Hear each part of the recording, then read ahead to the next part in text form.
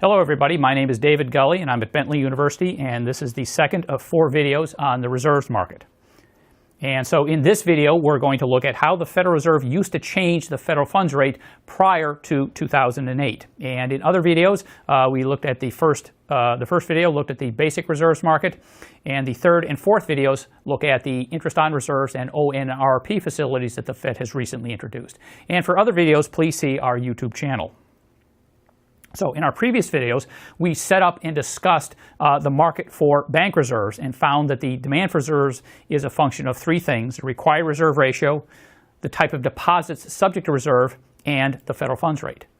And the supply of reserves we talked about was generally determined by Fed policy actions. And we talked about how also that other factors do matter, but the Fed is really good at offsetting these. And so effectively the Fed has complete control over the supply of reserves. And combined, we got a situation like this where we had the perfectly elastic component of the demand for reserves, and that is at the system-wide minimum in terms of the volume of required reserves. So the required reserve ratio times the volume of deposits gives the minimum system-wide reserve requirements. We have a standard downward sloping demand component, and that's given by the fact that under normal circumstances, without interest on reserves, the federal funds rate represents an opportunity cost of holding reserves. And then the supply curve, the vertical component is controlled by the Federal Reserve through open market operations, and the horizontal component is given by whatever the discount rate happens to be. And the discount rate, again, remember, that's the interest rate that the Fed charges banks to borrow reserves from it. And so we'll want to see how exactly we reach, say, an equilibrium 5% federal funds rate, and then how the Fed would use policy changes to change the equilibrium federal funds rate. So, for example, suppose the Fed wanted to reduce the equilibrium federal funds rate from, say, 5% down to, say, 4%. Well, what they would do is they would go into the open market in the Treasury market, and they would make buys of Treasury bills. Treasury bills are Treasury securities that have a maturity of 1 year or less. And as we'll see in a second, this will tend to increase the supply of reserves, shifting the supply curve to the right. And since reserves are now more plentiful by basic supply and demand, the equilibrium federal funds rate will tend to decline. And so just for example here, what would happen to the Fed's balance sheet if they made a $10,000 Treasury bill buy? This would increase assets on the left side of their balance sheet. And there would be an offsetting matching liability on the right side. And the reason for this is as the Fed buys the Treasury bills, they would have to pay for them, of course.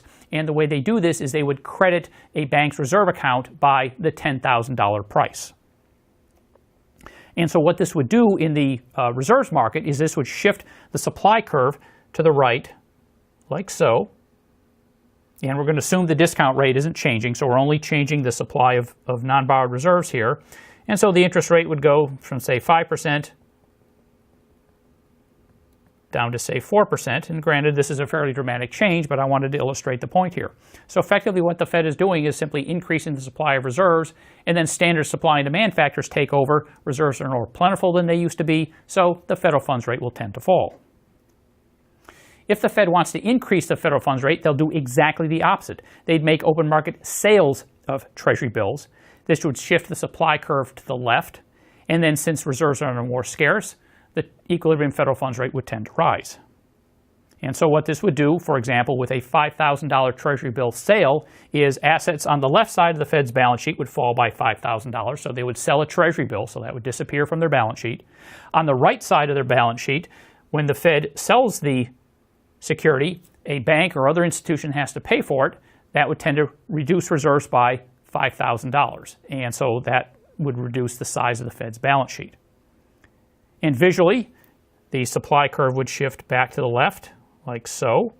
And we'd go from, say, an equilibrium 5% federal funds rate to, say, an equilibrium 5.5% federal funds rate. So, quick summary here. So if the Fed wanted to change the federal funds rate back in the days of old, this is pre-2008, the Fed would just buy or sell Treasury bills. And if they bought Treasury bills, that would tend to increase the supply of reserves and push the federal funds rate downward. And selling would do exactly the reverse. Now, ordinarily what the Fed would do on a day-to-day basis would intervene in the reserves market to offset any non-Fed factors that might push the federal funds rate up or down above or below its target that it wanted to achieve. And so therefore they would try to maintain the federal funds rate on a daily basis.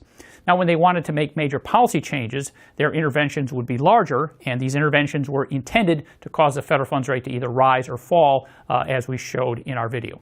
Thank you all very much.